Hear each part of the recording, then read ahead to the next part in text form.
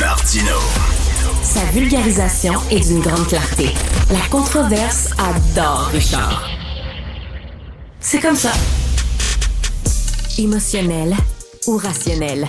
En accord ou à l'opposé. Les rencontres de l'heure. Nous sommes avec Marie et Jean-François. Marie, Marc Miller, le ministre fédéral de l'Immigration, dit au Québec, si vous voulez qu'on vous cède certains pouvoirs en immigration, par exemple, pour le choix des travailleurs étrangers temporaires, vous allez devoir respecter certaines conditions. Qu'est-ce que tu en penses? Ben écoute, Marc Miller, je pense que dans ce qu'il dit, il y a certains points qui sont pas faux, là, entre autres sur la question de la réunification familiale, où il dit est-ce que l'obligation de tu sais, la contrainte de parler français dans un contexte de réunification familiale tient la route? Probablement que non, parce qu'on choisit pas la langue de la personne qu'on essaie de, tu sais, avec qui on se marie ou avec qui on fait notre vie. Donc, je comprends son argument là-dessus. Moi, ce qui me surprend dans toute cette saga-là, je vais l'appeler comme ça, c'est que, bon, ça donne l'impression que Marc Miller n'est pas du tout sur la même tonalité que Justin Trudeau, mais je me demande si c'est pas Justin Trudeau qui est pas sur la même tonalité que François Legault, en ce sens que, j'en reviens à la conférence de presse de la semaine dernière quand François Legault, tu sais, je trouvais qu'il y avait quelque chose, il y avait une dissonance entre le point de presse après la fameuse rencontre, le Trudeau-Legault sur l'immigration, puis Trudeau qui disait non, nous, on bouge pas sur nos positions en immigration, on donne aucun pouvoir supplémentaire. Et tu avais François Legault qui faisait son point de presse et qui choisissait ses mots et qui disait, il était d'accord, puis là, oups, il rembobinait ça, puis il disait, ben non, mais Justin Trudeau montre de l'ouverture, il montre de l'ouverture. Moi, je veux bien que tu montres de l'ouverture. Moi, je peux t'en montrer, Richard, de l'ouverture, mais la question, c'est tu passes-tu, à quel point ça va se concrétiser, tout ça. Donc, est-ce que c'est François Legault qui a perçu de l'ouverture où il n'y en avait pas, ou c'est Marc Miller qui est pas du tout en ton ou en lité avec son premier ministre? Jean-François, Marc Miller qui dit la relation de Québec et Ottawa, c'est une autoroute à deux sens. C'est pas à sens unique. T'en penses quoi? Ben, c'est ça, parce qu'il faut donner des pouvoirs en retour. Moi, je propose qu'on leur donne les CLSC. Tiens, donnez-nous l'immigration, occupez-vous des CLSC. Vous avez l'air, vous êtes smart, vous autres, vous voulez faire des conditions. Bon. Mais sérieusement, je veux revenir sur la question... les CLSC, pourquoi tu veux te débarrasser des CLSC, Jean-François? Ben, disons, il y a plusieurs gouvernements qui ont eu de la difficulté à les gérer correctement. Mais, ça va bien, là, je pense. je parle... Non, c'est les CHSLD. Excuse-moi. Ah, merci. d'accord. Ben oui. Là, on est d'accord, Marie, de leur laisser les CHSLD.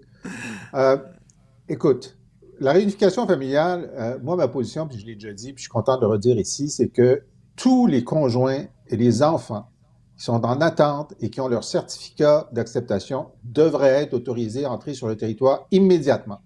Immédiatement, ils ont leur certificat. Bon. Maintenant, pour l'avenir, moi, je suis très british dans mon approche. Les Britanniques, ils disent, pour la réunification familiale des conjoints qui sont en âge de travailler, apprenez l'anglais avant de venir. De toute façon, ça va prendre une couple d'années de venir. La raison pour laquelle vous n'êtes pas unis, c'est qu'il y a un membre du couple qui est venu puis qui voulait vous faire venir après. Donc, vous avez eu le temps de commencer à apprendre l'anglais pour la Grande-Bretagne à ce moment-là. Les enfants, les retraités, c'est pas grave. Les enfants vont s'en occuper. Les retraités, c'est trop tard. Bon. Alors, ça, c'est une politique tout à fait correcte que le Québec pourrait établir s'il avait la responsabilité de la réunification. Mais pour le reste, Marie a tout à fait raison. Là, soit il y a un bon cop et un bad cop. Le bon cop, c'est Trudeau, puis le bad cop, c'est Miller. C'est pas comme s'ils se connaissaient pas, c'est des amis d'enfance. Okay? Oui. C'est des grands amis. Puis là, Miller, dans sa conférence de presse hier, bon, d'abord, il faut lui reconnaître qu'enfin, il s'est rendu compte qu'il y avait trop de travailleurs temporaires. 2,5 millions, c'est trop. Alors, il va décider d'essayer de ramener ça à 2 millions d'ici 3 ans. Bon, les 2 millions, il pense que c'est pas trop. OK. Et puis, il a dit, c'est très important qu'on ait ces gens-là pour construire les écoles, construire les logements, construire les hôpitaux. Il continue à pas se rendre compte que chaque travailleur étranger qui occupe un poste crée la nécessité d'un autre poste pour tous ces services. C'est une spirale dont on sort jamais. Alors bon, il y a quand même un pas. Mais sur le reste, lui, il dit, tout ce qu'a demandé le Québec, il a expliqué pourquoi c'était pas une bonne idée, qu'il fallait qu'il y ait quelque chose en retour s'il donnait quelque chose, mais qu'il était prêt à en parler. Tu sais, c'était cause toujours. Le truc, c'est cause toujours. Alors, pas fameux. Marie-Simon Landry, c'est un enseignant qui prend souvent la parole dans les médias. On le connaît. Il a écrit d'ailleurs un excellent livre sur l'éducation et il a lancé un mouvement pour la création d'un ordre professionnel chez les enseignants. Qu'est-ce que tu penses? Parce qu'on a besoin d'un ordre professionnel des enseignants. Alors moi, j'applaudis à 2 mains aussi. J'en avais 4, j'applaudirais à 4 mains, Richard, cette initiative. Écoute, j'avais été mis au parfum de ça. J'ai eu l'occasion de parler avec Simon dans les dernières semaines de cette initiative-là qu'il mettait en place. Faut savoir que, écoute, il y a plein d'éléments qui sont pertinents. Donc, l'ordre, il sert à quoi? En gros, c'est vraiment protéger. Tu sais, c'est comme l'ordre, le Collège des médecins protège le public. L'ordre des enseignants protège d'abord et avant tout les enfants. On est dans un contexte de pénurie où n'importe qui peut devenir enseignant. Apparemment, si tu es majeur, tu es un adulte, tu peux lever la main puis aller dans une classe. Donc, l'ordre aurait la responsabilité, comme ça se fait en Ontario depuis 1997, pas 2 ans, là, 1997, ça se fait en Colombie-Britannique. L'ordre est responsable donc de donner un permis d'enseignement. Donc, déjà, ça vient faire un tri à l'entrée, mais aussi de recevoir tout ce qui est plainte. Tu sais, on se rappelle de Mme Chantal là, qui hurlait à la tête des élèves, comme j'en ai encore des frissons d'avoir entendu un enseignant pouvoir gueuler comme ça sur des petits, là, je ne sais pas quel genre de traumatisme ça peut laisser, mais ça reste un endroit, dans le fond, l'ordre, où peuvent se faire des plaintes sur les compétences, peuvent se faire des plaintes sur les incivilités professionnelles aussi. Donc, moi, je dis oui, allons de l'avant, surtout dans le contexte où on est. Et ce qui est intéressant là-dedans, c'est que c'était un engagement de la CAQ, qui a été mené en campagne électorale. Et Jean-François Roberge, qui était le porte-parole de l'opposition officielle en éducation, dans le gouvernement de François Legault, qui est maintenant au gouvernement de François Legault, lui, depuis des années, met ça de l'avant aussi, même dans son livre, avait mis de l'avant l'importance d'avoir un ordre. Donc, je suis assez intéressée de voir comment, là, maintenant, ils vont réagir, maintenant qu'il y a un mouvement qui se crée vers ça. Jean-François, les enseignants, là, ils protègent leur indépendance. Là. Ils n'aiment pas ça qu'on regarde ce qu'ils font. Là. Ils veulent pas de tableau de bord, ils veulent pas de palmarès, ils veulent pas, ils vont vouloir d'un ordre professionnel, les enseignants. Ah ben ça, on a la réponse à ça. Les syndicats enseignants ont toujours été contre. Mais si on demandait aux syndicats d'infirmières s'ils sont pour l'existence de l'ordre, je ne suis pas sûr qu'ils diraient oui. Puis si on demandait aux fédérations de médecins s'ils sont d'accord avec l'existence du Collège des médecins, ils diraient probablement non. Hein? Alors, c'est sûr que la logique syndicale, c'est une logique de revendication qui est tout à fait légitime. Et la logique de l'ordre professionnel, qui est de policer la profession puis d'entendre les plaintes du public, est complètement... Si tu veux te plaindre d'un enseignant, il ne faut pas appeler le syndicat. Si tu veux te plaindre d'un médecin, appelle pas la fédération. Bon, alors c'est ça. Bon, alors, moi, je suis agnostique là-dessus. Ce serait une bonne chose. Ce serait une bonne chose, mais ça demanderait donc un combat contre les enseignants dont on a besoin en ce moment, etc. Pour moi, ce ne serait pas une priorité, mais surtout, comme on a établi le commissaire à l'élève partout, on vient de l'établir, là, ils sont en poste depuis peu, qui sont censés faire, en fait, ce que ferait un ordre, c'est-à-dire recevoir les plaintes, être indépendant de la direction et des enseignants, entendre les parents, entendre les élèves. Je laisserais la chance à ces commissaires-là de faire leurs preuves pendant, 5 ans, avant de se reposer cette question-là. Parce qu'on fait l'un ou l'autre, là, on fait l'autre, donnons-lui sa chance. Ah, mais moi, j'aime l'idée justement qu'il y ait, tu sais, comme parent, qu'il y ait une instance où tu peux t'adresser quand il y a un enjeu. Parce que je trouve que les écoles, justement, c'est très hermétique. C'est toujours, tu sais, je veux dire, là, il y a plein de relations d'autorité, de relations d'intérêt aussi. Je trouve ça intéressant, justement, d'avoir un ordre qui va venir, qui peut, justement, recevoir ce genre de plainte-là, d'analyser, de défendre, justement, le parent, l'enfant aussi, mais s'assurer à l'entrée. Moi, c'est une grande préoccupation frustrant de savoir que n'importe qui peut aller lever la main. Dans un contexte de pénurie, là, il y a un moment donné, je comprends les écoles et les directions d'école de dire faut qu'on ait quelqu'un dans la classe. La priorité, c'est d'avoir quelqu'un dans la classe. Donc, il est un petit peu moins bon, il est correct, on ne sait pas. Il écrit-tu son français? Tu sais, juste dans la question, justement, de la langue française. On peut-tu s'assurer que c'est quelqu'un qui a fait ce qu'il devait faire pour devenir enseignant? Ça, pour moi, je trouve que c'est un incontournable dans une société qui se veut éduquer, qui veut valoriser la langue française, qui veut s'assurer qu'on fonctionne bien, là.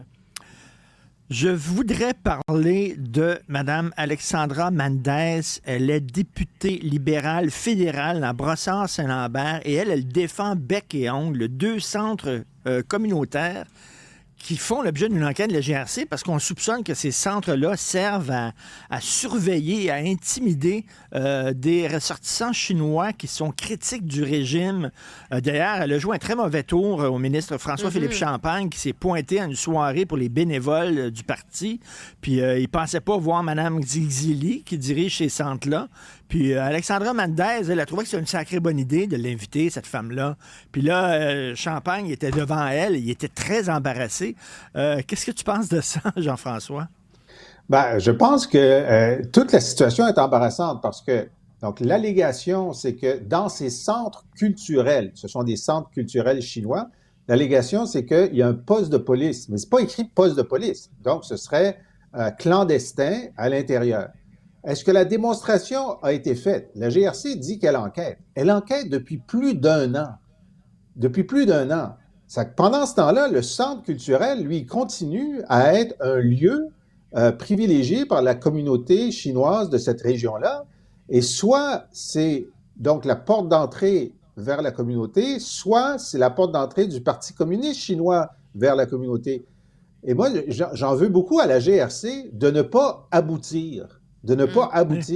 Parce que là, d'ailleurs, ils sont poursuivis par la représentante parce que sa réputation, peut-être qu'elle est salie à bon droit, on verra s'il y a des accusations puis des condamnations, mais en ce moment, elle est juste salie sans qu'on sache. Elle a dit ça n'existe pas. Alors, l'absence de preuves rend toute la situation extrêmement délicate, y compris pour la communauté chinoise qui, elle, utilise ce centre communautaire pour ses autres besoins. Marie, on se souvient, là, lors de l'affaire Wallet, c'est un autre dossier, mais le président de l'Assemblée nationale avait dit qu'on accuse ou qu'on s'excuse. C'est un peu ce qu'a dit Mme Alexandra Mendez, c'est-à-dire qu'à un moment donné, là, porter des accusations ou alors, sacrez-leur la paix. Oui, dans le cas de Guy Ouellet. Oui, c'est un cas qui était quand même, je dirais, différent. Je comprends le parallèle. En même temps, j'ai envie de te dire, moi, en tout cas, c'est un peu ce qui m'a peut-être gouverné, moi, comme élu en politique. C'est un peu le principe de précaution, là. Quand ça pue, tu essaies de pas te mettre les 2 mains dedans en attendant. Puis je comprends là, qu'elle doit se retrouver dans une situation particulière parce qu'il y a sa communauté qu'elle veut pas se mettre en porte-à-faux pour des raisons très électoralistes probablement aussi, ou pour des raisons de, je sais pas, est-ce qu'elle est dans la présomption d'innocence, mais je sais pas, je trouve qu'il y a un certain principe de précaution. Je trouve que la situation dans laquelle elle a mis le ministre Champagne aussi, il doit l'avoir clairement à travers de la gorge, puis pas à peu près. Ça doit pas aider dans les relations internes. Mais là, elle se fait critiquer, Mme Mendez se fait critiquer, bien sûr, par la ministre Champagne et par Dominique Leblanc, qui est ministre de la Sécurité publique, là, Jean-François Lisée. C'est pas rien, là. Ah oui, tout à fait. Ben là, tu sais, elle était en présence d'une accusée potentielle, OK? Fait que, Marie a raison. Tu dois faire attention. Tu peux penser que c'est une erreur judiciaire, qu'une injustice est commise face à cette personne-là, mais tu la mets pas devant le ministre, puis tu te mets pas en situation alors qu'il y a une enquête policière. Alors, tu peux, tu sais, par en arrière, légalement, dire, écoutez, on pense qu'il y a une erreur, moi je connais cette personne-là, je sais qu'elle est anticommuniste, je ne sais pas, j'invente, là, mais tu peux décider de porter une cause pour quelqu'un que tu penses qui est accusé à tort, ça c'est correct, mais il faut quand même mettre les formes. Et rapidement, j'aimerais vous entendre, là, Mario Dumont, sa chronique aujourd'hui, il dit finalement, là, le Canada, c'est l'NPD qui gère. C'est pas Justin Trudeau, c'est l'NPD. Je voudrais vous entendre des réactions à la théorie de Mario. Marie? Ben écoute, je pense que oui, ben le NPD a une certaine balance, une certaine influence. En même temps, je regardais tout ce qui sort par rapport au vote cette semaine, puis là on a entendu là, la prolongation des élections, de la date des élections fédérales pour que ça coïncide avec un 6 ans de mandat pour que les députés qui ont été élus en 2019 puissent avoir accès à leur pension à vie. Tu sais, il y a quelque part où je trouve que, en tout cas moi, ça alimente beaucoup de cynisme chez moi, ce que j'entends cette semaine. Parce que je me dis, est-ce que c'est le NPD ou est-ce que finalement, c'est plein de gens qui sont en poste? Il y a juste le Parti conservateur là, qui est motivé à l'heure actuelle à aller en élection parce que c'est le seul qui a les chiffres entre les mains pour réussir puis penser qu'il peut former un gouvernement. Puis les autres, ben, sont un peu stand-by en se disant, on va essayer de garder le gouvernail jusqu'à l'automne 2025 puis on ira ramasser nos pensions si on se fait pas réélire. Là. Alors, Jean-François, est-ce que Jagmeet tient les bijoux de famille de Justin dans ses mains, puis quand Justin acquiesce pas à ses demandes, il serre un petit peu? Ben, je pense qu'il en tient un, en tout cas. Il tient peut-être pas tout le paquet, mais juste un, ça peut faire mal. Mais parce que c'est clair que sur l'assurance médicaments, sur l'assurance dentaire, donc il y a des choses dont on peut raisonnablement penser qu'ils n'existeraient pas sans la nécessité qu'a Justin Trudeau de maintenir une majorité avec Jagmeet Singh. Donc, il y a effectivement un pouvoir qui est réel, c'est la balance du pouvoir et c'est le système parlementaire. C'est normal que la majorité gouvernementale s'exprime et lorsqu'elle est formée de deux partis, que les deux partis aient de l'influence sur la marge des affaires. Donc, ça ne me scandalise pas, mais ça ne me scandalise pas non plus que Mario fasse ce constat, qu'il y a 4 mains sur le volant, c'est clair. Maintenant, pour les conservateurs aimeraient aller à l'élection pendant que leurs chiffres sont bons, mais vous savez, le Bloc, leurs chiffres sont très bons aussi. Moi, je me demande s'il n'y aurait pas intérêt à déclencher plus tôt parce que, au cas où Poilievre devienne populaire au Québec d'ici 1 an et demi, il pourrait décider là, que c'est le temps. Merci à vous deux et bon dernier week-end d'hiver. Merci beaucoup. Espérons. Salut.